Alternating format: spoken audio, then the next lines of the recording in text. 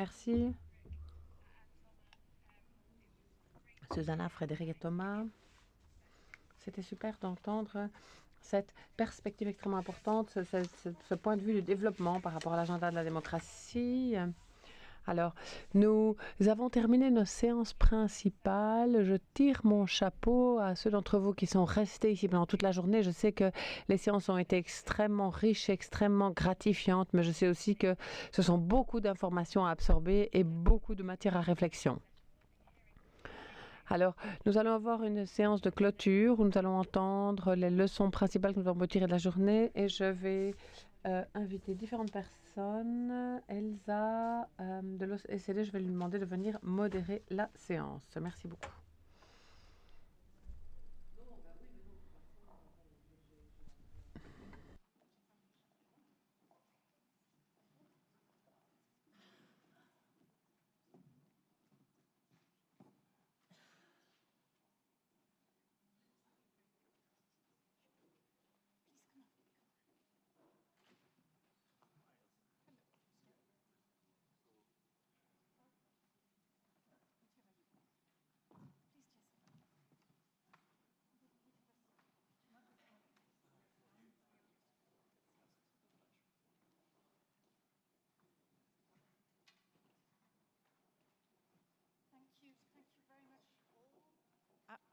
Thank you very much to all. Thank you for still being here tonight. It's been a very, very long day, and thank you all for the thinking, the data, the analysis that we've had.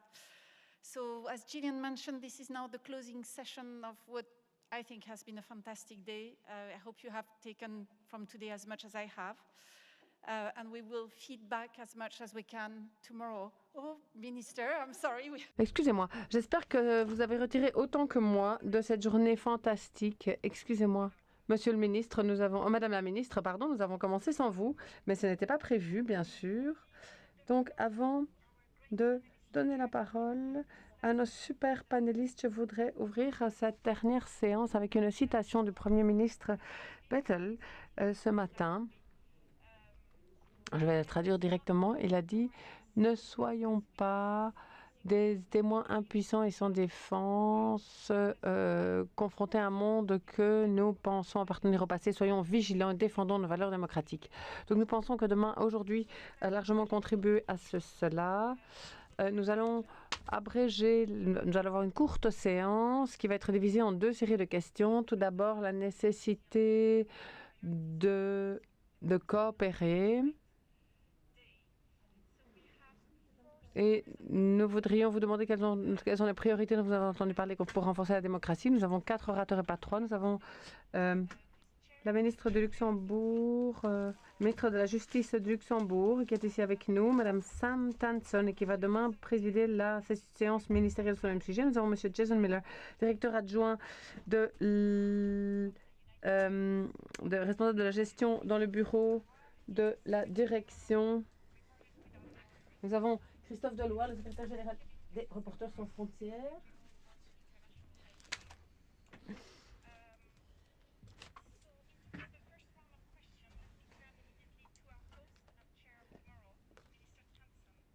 Alors, Madame la ministre Tanson, le Luxembourg a pris la décision très audacieuse de présider et d'accueillir ces deux rencontres pour renforcer, sur le thème de renforcer la démocratie, donc dans une démocratie déjà bien établie.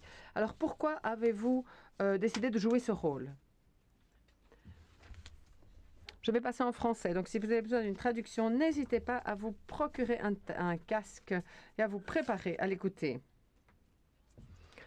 Quand on m'a posé la question, à part le fait que mon équipe avait un peu peur de l'envergure que ça allait prendre, j'ai tout de suite dit oui, parce que je trouve que c'est vraiment le problème fondamental qui se pose actuellement pour nos démocraties, qui ont été vraiment mises à rude épreuve ces dernières années. À de multiples niveaux. Je ne vais pas répéter ce que vous avez probablement entendu tout le long de la journée, mais aussi bien les sujets de confiance qui ont été déclenchée par la crise Covid, toute la désinformation qui s'en est suivie, aussi au niveau des interventions russes dans différentes élections. Maintenant, la guerre en Ukraine, ce qui fait que nous avons vraiment réalisé aussi au Luxembourg que nous ne sommes pas une île, que nous ne sommes de toute façon pas, que j'espère vous avez réalisé, et surtout en tant que petit pays, nous sommes vraiment tributaires aussi de ce genre de situation et que nous devons agir maintenant, alors qu'il est encore temps, alors que nous disposons des moyens nécessaires pour le faire. Mais aussi, en tant que petit pays, nous avons intérêt à agir tous ensemble. Et donc, c'est pour ça que cette initiative de l'OCDE me semble tellement importante, parce qu'il y a tout un réseau de pays qui contribuent, qui travaillent dans la même direction et qui prennent des décisions avec la déclaration que nous allons adopter demain pour aller à l'encontre de ces problèmes de désinformation, de confiance en la démocratie, parce que nous avons besoin, je pense, du know-how l'un de l'autre pour avancer dans cette matière. Merci beaucoup, Madame la Ministre. En effet, travailler ensemble, avoir l'ensemble des pays qui partagent les mêmes valeurs pour avancer ensemble et faire face à ces difficultés de démocratie est en effet notre priorité. Secretary General Casas Samara, International IDEA was founded in 1995 at a time where democratic values were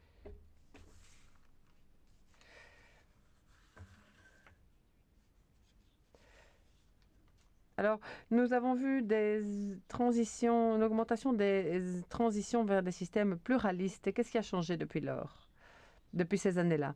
Merci beaucoup, Elsa. C'est un honneur d'être dans ce panel. Je dirais qu'il y a 5 choses qui ont changé. Tout d'abord, les forces centrifuges qui déchirent les communautés démocratiques sont beaucoup plus intenses aujourd'hui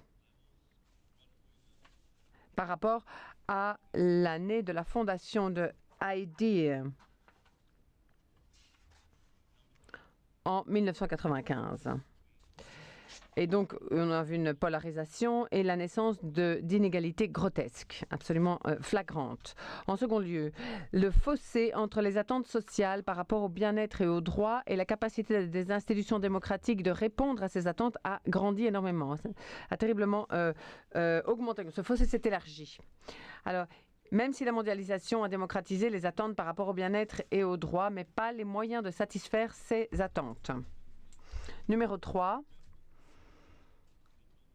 Alors, des concurrents crédibles à la démocratie libérale, c'est-à-dire des modèles de gouvernance alternatifs attractifs, ont émergé, provenant de ce que nous appelons les démocraties illibérales, qui se caractérisent par la combinaison du capitalisme et d'un autoritarisme brutal que nous retrouvons par exemple en Chine. Ensuite, la quatrième chose qui a changé, c'est le pouvoir doux des plus grandes nations démocratiques de l'Occident, qui a été vraiment érodé par toute une série de gaffes. La guerre en Irak, tout d'abord, la crise financière et ses suites, et l'expérience désastreuse avec Donald Trump. Alors tout cela a vraiment attaqué l'attractivité ou diminué l'attractivité des démocraties libérales. Et finalement, en numéro 5, l'environnement international. Donc le cinquième changement, c'est que l'environnement international est devenu beaucoup moins hospitalier pour la démocratie. Les autocrates et les autocrates potentiels paient un prix moins élevé aujourd'hui pour leur transgression, pour leur violation des droits humains et des principes démocratiques. Le résultat de tout cela, c'est que nous ne sommes plus aussi exubérants par rapport à l'avenir de la démocratie que nous l'étions en 1995. Nous sommes davantage conscients qu'il ne s'agit pas d'un processus linéaire, qu'il y a de véritables dangers de retour en arrière et que c'est une lutte quotidienne. Je pense que c'est bien.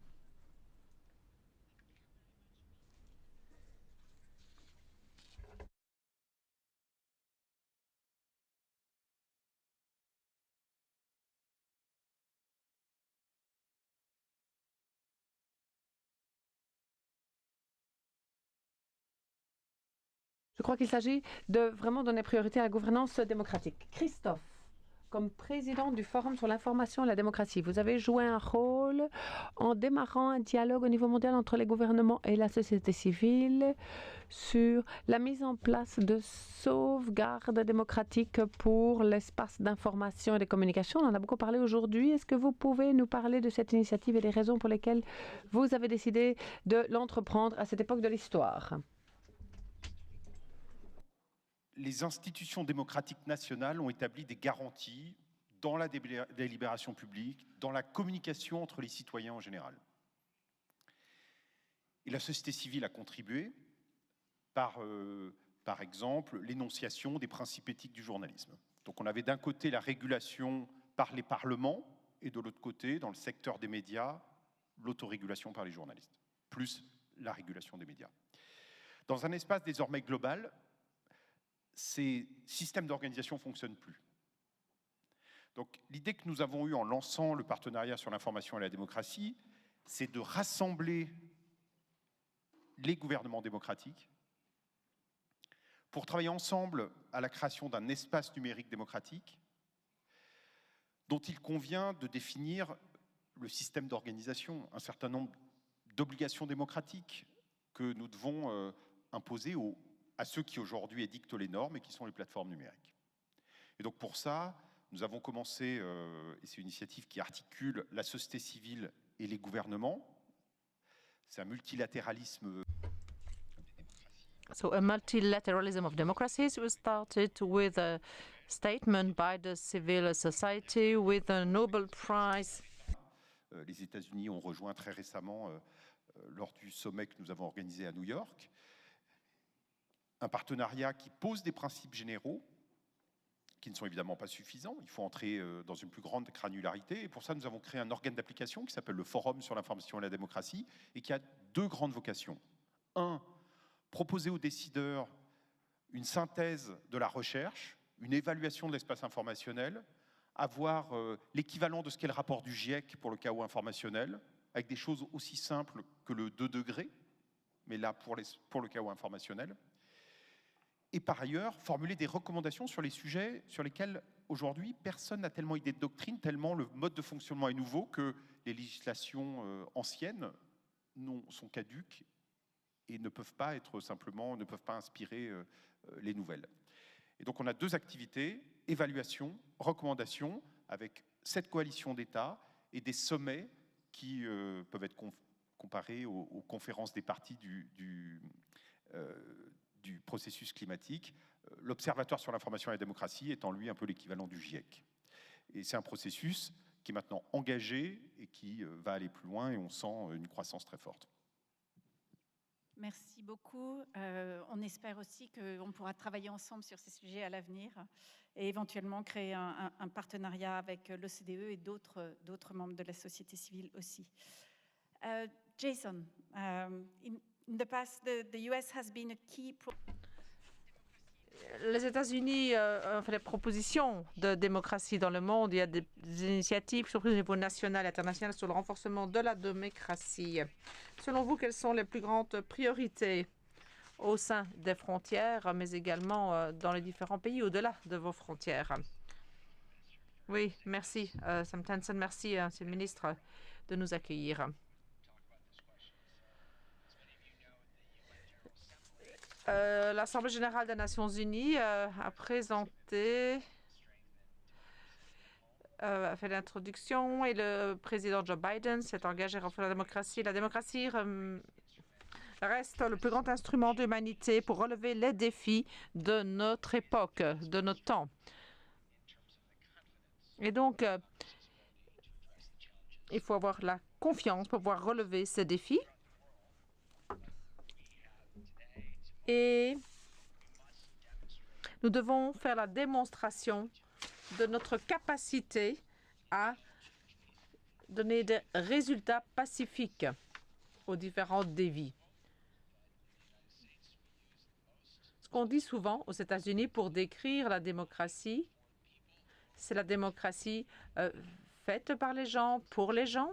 Donc c'est une citation qui remonte au XVIIIe siècle. En fait, ça veut dire que nous devons appliquer la démocratie pour les gens. Joe Biden, son administration, se sont engagés à cela dès le premier jour. Nous devons être là au service des gens. Joe Biden parle souvent des personnes qui sont autour de la table, dans une cuisine, qui partagent un repas. De quoi parle-t-il? Eh bien, souvent, il ne parle pas de relations internationales. Non, souvent, il ne parle pas de politique. Il parle de questions du quotidien. Et nos gouvernements doivent pouvoir effectivement répondre à ces questions qui importent pour les gens et qui occupent leur temps lorsqu'ils partagent un repas. Voilà, c'est comme ça que nous fonctionnons avec le Congrès américain pour faire passer différentes lois historiques, donc pour investir dans les infrastructures, dans les technologies, dans les innovations technologiques. Et donc, on parle du coût des soins de santé, du changement climatique, de réduire les écarts entre différents groupes de la population, d'avoir des bus scolaires plus propres. Donc, tout ce qui importe aux gens au quotidien. Bien sûr, les grands défis, c'est aussi le changement climatique et effectivement adresser les questions du quotidien des personnes. Deuxièmement, nous devons continuer à renforcer la relation avec nos alliés et nos partenaires afin de faire avancer cette vision commune sur un front uni face à l'autoritarisme et pour contrecarrer les menaces qui pèsent sur les droits humains et la démocratie.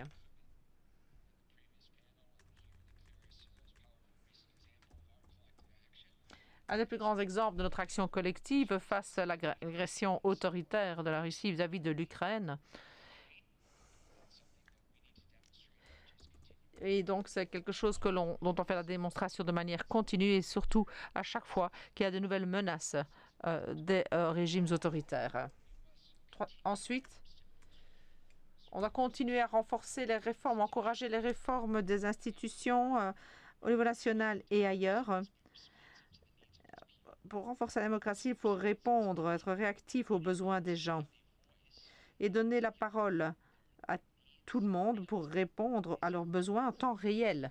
Donc, être réactif, pas uniquement au moment des élections, mais dans l'exécution des politiques et dans la fourniture de services.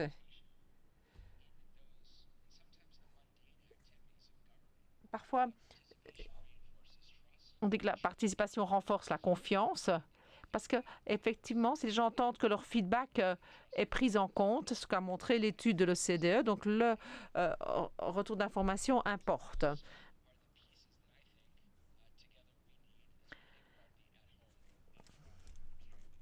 Et donc, c'est ce dont nous avons besoin pour renforcer la démocratie. Merci beaucoup.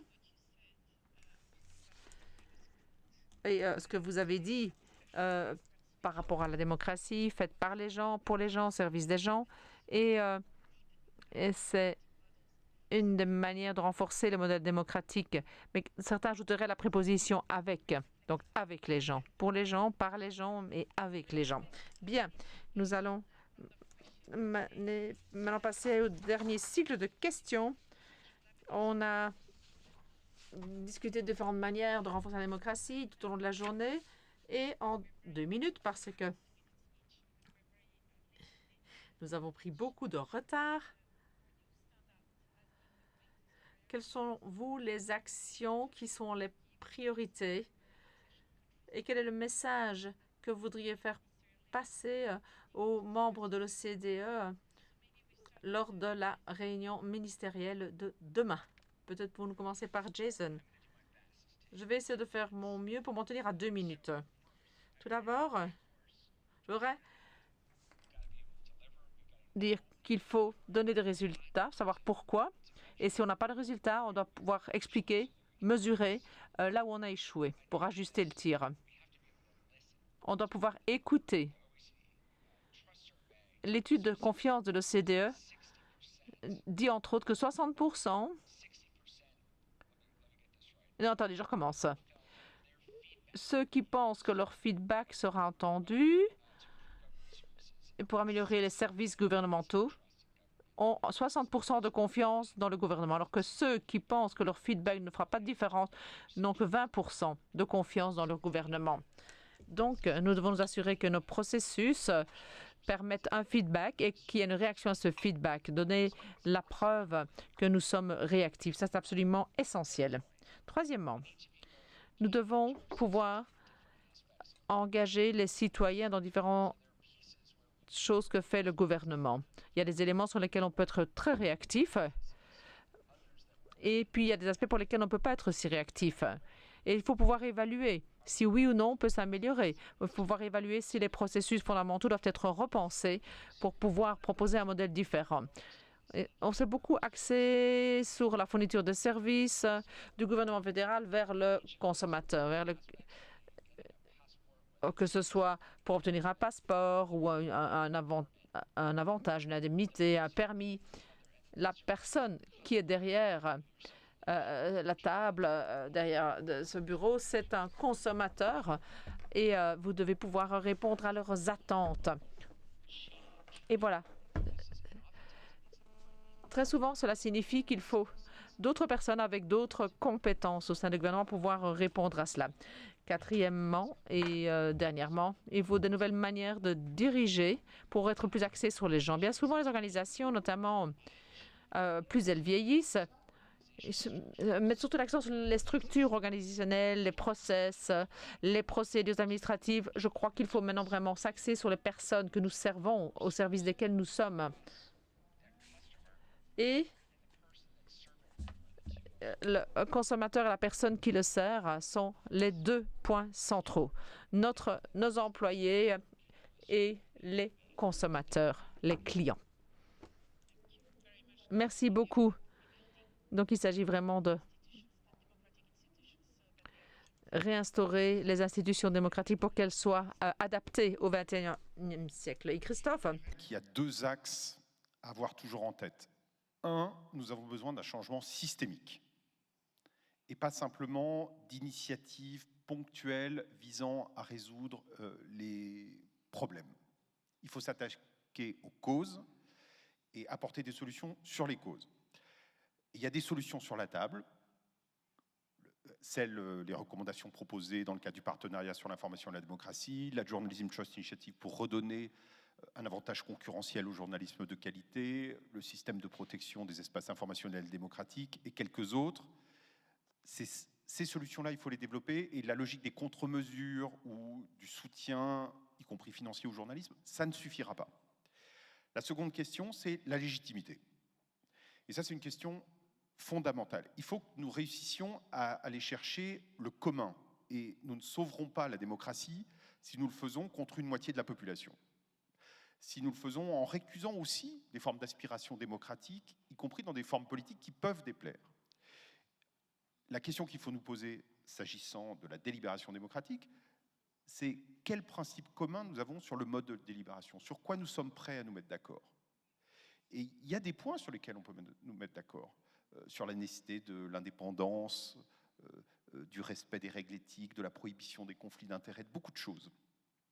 Mais à nous de faire en sorte de ne pas défendre la démocratie en pensant que l'autre ne la défend pas et que la démocratie, c'est seulement nous, que la vérité, c'est seulement nous face aux fake news, etc. Ça me semble extrêmement important, sinon on n'y parviendra pas.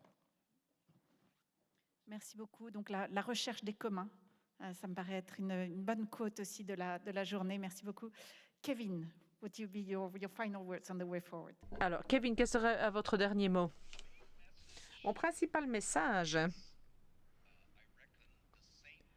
est le même message qui a mené à l'existence de ce forum, c'est à savoir qu'il est essentiel de faire de l'agenda de la démocratie le centre du débat public et politique. Il faut résoudre les problèmes pour les gens, notamment en cas de crise, en période de crise. On ne peut pas argumenter pour la démocratie avec des valeurs si on le fait dans le vide. Mais pour ce qui est de la plupart des gens, en fait, nous devons joindre l'acte à la parole. Nous devons démontrer que la démocratie peut résoudre les problèmes. Alors, un agenda de gouvernance démocratique, ça signifie que nous devons au moins nous centrer sur 4 choses. Tout d'abord, des questions institutionnelles pour que les systèmes démocratiques puissent être mieux à même de mettre en œuvre les décisions de manière efficace, qu'ils soient reconçus en fonction de la période, de l'ère actuelle. Ensuite, la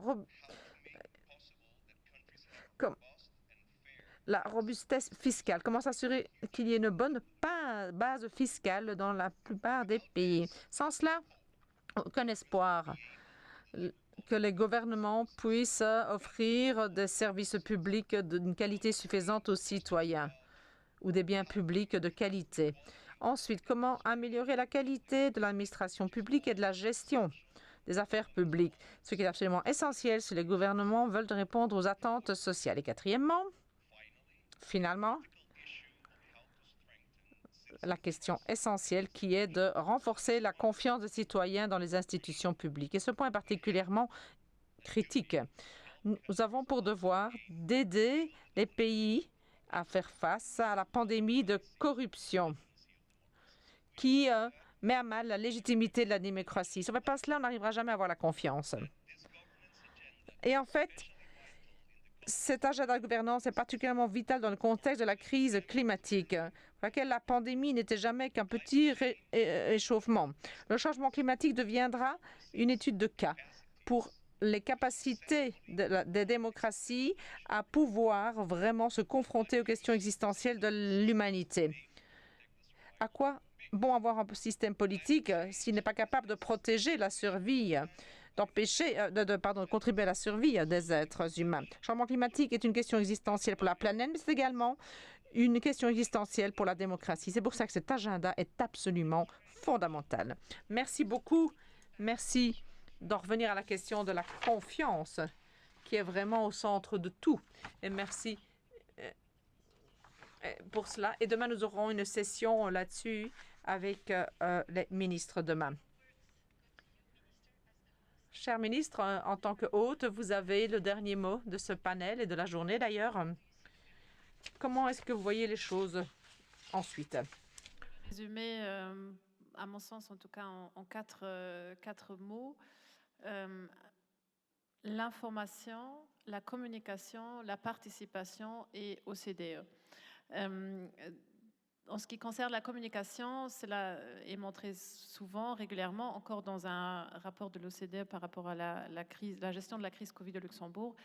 Communiquer avec la population est primordial, expliquer ce qu'on fait et essayer d'avoir la population à bord et d'avoir un échange honnête avec les citoyens est primordial. L'information, comme cela a déjà été dit, un journalisme de qualité est primordial. Et d'ailleurs, les chiffres dans le Trust Survey concernant la confiance dans les médias d'information, un déficit de confiance, c'est quelque chose qui m'a beaucoup frappé.